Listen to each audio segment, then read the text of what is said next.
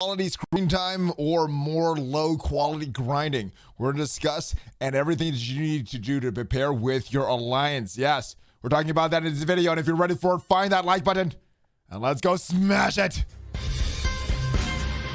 ValleyFlyin.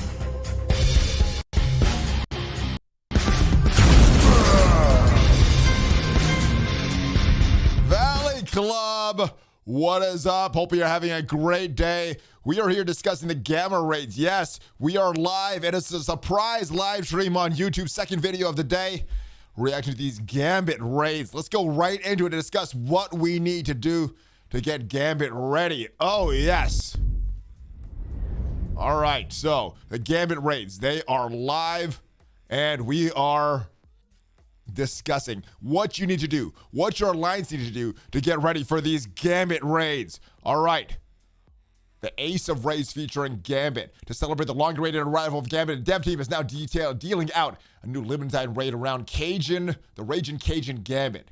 It'll follow many of the rules of traditional raid content with some twist to flex your theory crafting muscles. Yes. What is up, brother Joel? All right, so these are something to change as with everything in the blog. So, yeah. All right, the dates and times. This is starting on June 15th. So when the Gambit Ace of Raids milestone goes live for these disco balls and all the stuff for Dazzler, well, it is going to be a new raid, and this is going to run a total of 14 days, 2 7-day raids with the milestones. This is going to replace a slot in the Greek raids. So, yeah. So everybody that's hoping for some 3-starring or some simming of the Greek raids, not this time. We're getting some more content that we have to play. Hopefully it's fun content and not just grindy content like the Blitz or RTA. All right, Alliance gets started a new version of the race every 24 hours using unique raid keys for this event that runs a total of 14 days. 14 runs for this. The traits. Now this is where it gets kind of confusing. We have several traits. Each raid has certain characters with temporary traits. Diamonds, clubs, hearts, and spade. And these are the characters available, and these are the characters. I highlighted a few characters that I thought would be pretty good in the raids. Domino, Deadpool have some synergy. Gamora, Nebula, I think are the best synergized crew in this. You gotta kill them twice if they start at full health. Magic, Strife, Doctor Voodoo has some healing. He has sustainability. Morbius, not as good outside of war, but still has some sustainability. Colossus could pair well with the rest of these X-Men. Gambit, Dazzler, Sunfire, Magic. But I think the best ones are going to be Carnage and Symbiote Spider-Man because they already have that synergy from the Bio raids. This is a pretty weak class, in my opinion. A Diamonds class, hopefully you don't get that lane and you can complete it. All right, clubs looking okay. Get a Magneto, Loki, Taskmaster, Spider-Punk is pretty good on the Web Warriors. I'm not sure how good he is in the raids on his own. Thor is there as well. Yellow Jacket is there. Shatterstar, no long shot. War Machine, and of course we got Gambit, Phantom X, and Sunfire. But I think the winner here is Silver Surfer. He has a sustainability. He has a pretty damaging moveset. Starlight, T'Challa, and Yondu have some decent synergy as well. So I think those are the ones to focus on here, but the rest of them is going to be kind of a crapshoot based on what you have in your roster. Gets a little better when we go to the hearts category. We have Kitty Pryde, who most people will have ranked up for their astonishing X-Men. Mantis is a healer, so at one time she was the best healer in the game. Not anymore. That was a long time ago, but she's there. Emma Frost, pretty good character. Helps with a lot of different things, removing debuffs. Spider-Woman, I don't know if a lot of people are going to have her built up in time for these raids. Agatha is really, really good. I think if you're using the Darkhold in Arena, you're going to have her built up, but not a lot of synergy with some of these other characters. Ghost, I'm using her to tech raids nowadays, even in Doom 2.3. So Ghost is a decent character. She has the dodge. She could gain health back with her big ultimate move. We also have Sharon Carter, Ghost Spider, who are useful on their own teams, and I think the stun and ability block for Sharon Carter, as well as the ability block on Ghost Spider, will be very valuable. Nika Minoru has some long cooldowns. I don't see a lot of value. Misty Knight, you might already have her built up for the Gamma raids or Heroes for Hire. I started building her for Dark Dimension, but I did not like how she performed in the raids, but she may do better in the Gambit raids than she does in the Doom raids. Dagger is there, but no cloak. We got Colleen winning, and of course, Gambit and Dazzler. Now, this looks to be the easiest, the spade section here. We got MILF, Deathpool, very, very strong combo. Jubilee is there. We got Scarlet Spider, OG Spider-Man. Of course, we got Gambit, Phantom X. Cull is there. Thanos is there. I don't know if they're going to do too much damage there. Sunfire as well. So, some decent characters. I think the best is the heart and spade categories. So you're going to get new energy refill and heals resource. The raid will have its own dedicated sources for energy refills, heals, and revives. So I guess it's a little better than the gamma raids right now, the Greek raids, where you have 0 healing. So this is good. Do we know when the Gambit raids are starting? Yes, we do. They're starting on the 15th of June. So next week, Wednesday, at least according to this blog, they're going to run a total of 14 days coinciding with the milestones for Gambit. Raid lanes. Below you can see diagrams of all the nodes, the traits here. And if we look at this, we see very, very little. We see a tiny diamond there. We see a tiny spade there, a tiny club there. So you can see where you need these characters on. And again, the easier nodes, spades and hearts, everything else. Diamonds is pretty tough. Clubs are pretty tough. But these are the raids. And if you want a better look at it, we could go to msf.gg where it's a little more clear. We can see some of the rewards that you get from here. So msf.gg, the Gambit raids, they have all the difficulties. You go to their map info here, and they have some completion rewards. We have it set up for difficulty 9, but of course, it looks like you're gonna have to cycle your way through difficulty 1, 2, 3, 4, and all the way getting this stuff. All right, first time rewards look pretty good. T2 level 1 ions. We got some T2 level 4 ions. Got some teal gear. Those are the first time rewards. And it looks like you're getting a lot of these first-time rewards, even at 60% at some of the lower difficulties. Let's continue down. This is some of the paths broken down. I'm not sure if this is the path that you want to use. That's probably something for your alliance leadership to decide. Did you get to the bottom where there's like consequences for things? Oh, we will. We haven't gotten there yet, brother. All right, alternating enemy teams. What a new twist. Each node will feature 1 to 3 different enemy teams. Now, they kind of started to do this with some RNG with the different teams to try to make it a little different experience every time you do the raids. I'm not liking that as much, so I think this just overt looking at this, the overt looking at these teams, seeing what team you have, and you could base your strategy based on that. I don't know if 14 days is enough to devise a full strategy for all these, but looking good. Compositions are chosen at random. There's an equal chance when the raid is started. So as soon as it's started, you know what team you're going to get. If you force close or you quit out, you may get a different enemy team. And that could be, I guess if you force close, not if you quit out, because then you'll have some enemies that have some health there. For example, node M1 may feature enemy Brotherhood characters the first time the raid is launched. Could feature enemy Wakandas the second time the raid is launched, and Defenders Heroes Fire the next time the raid is launched. So when the raid, actually it looks like when the raid is started, not when you enter the nodes. So when they start the raids, it looks like it's locked in. So yes, now that we got some more clarity on that, that's good. All right. Please note, the team compositions listed may include additional characters. So for example, if this says Brotherhood, there may be other characters, not just Brotherhood teams. And for example, the theme composition in M1 might be different than M2 and M3. I think it will be different. I think that might is just kind of saving them. So M1, 2, 3, we have Brotherhood, Wakanda, Defenders as some of the rotations. We have Mutants, Inhumans, Fantastic Four, Mercenaries, / Spider-Verse on 4, 5, and 6. 7, 8, 9, and 10 will have Pimtech / Black Order and Thanos, Avenger and Infinity Watch, and Military Skill Marauders. And then we have the boss nodes. Brotherhood, the boss is Magneto. Wakanda, the boss is Black Panther. Defenders Heroes for Hire, the boss is Colleen Wing and Misty Knight. Oh, Colleen Wing is so annoying in those raids. They know who's the annoying ones. All right, for M2 or MB2, with the mutant boss of Dark Phoenix.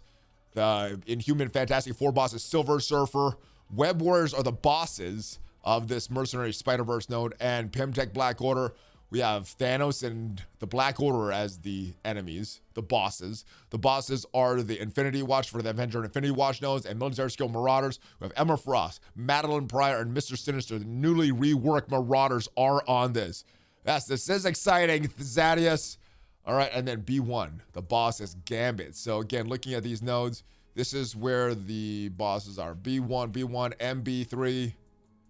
the bosses around here. And again, it's a little easier to see when you go to msf.gg. It's a little bigger. You can see the traits that you need for each node a little more clearly.